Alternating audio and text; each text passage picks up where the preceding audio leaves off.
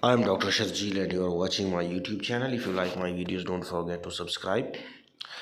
Now here you can see this a middle-aged female with extreme exotropia in the right eye.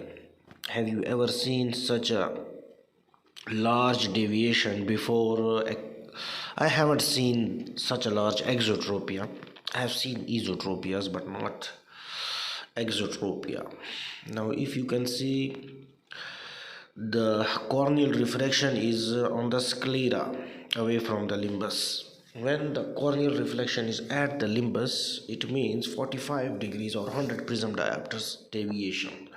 But it is more than that, and it can only happen when, due to some trauma, surgery, medial rectus is cut.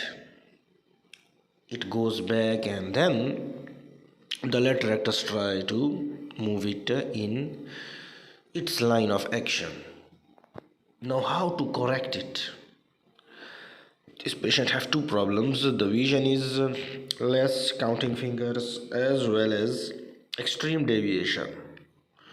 So we have already told you in previous videos of strabismus that when you correct strabismus and vision is poor, there is a tendency that the eye may go back. But here you can see there is a much cosmetic concern than visual. So how to correct it? First of all, we can relocate medial rectus and reattach at its insertion. We can do maximal lateral rectus recession as possible, and still the eye will not come in the primary and there will be significant exotropia. So how to counter it?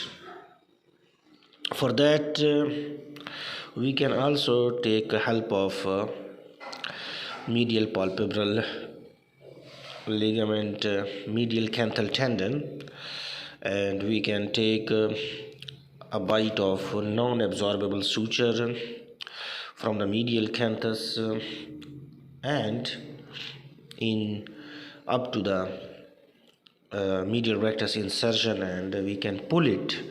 Now in that way the exotropia can be markedly reduced, but we have to counsel the patient that we can try to bring the eye back into the primary position, but movement will be minimal. But still, if you bring back that black part into the primary position or near to the primary position, that's a huge success in such a large maximal outward deviation of the eye. So not only with the realignment of the extraocular muscles, but you will need something extra to pull it back in the primary position. So it was an interesting case shared with me by my colleague. I gave him the advice that yes, I can try to correct this unusually large deviation, and I have got some other tools, unusual tools, which I use during muscle surgery, which others don't, and I can try. Now let's see if the patient comes to me or comes to some other strabismologist, and we will see how much deviation we can correct. So it was an interesting case. I thought I should share with my audience. Thank you very much.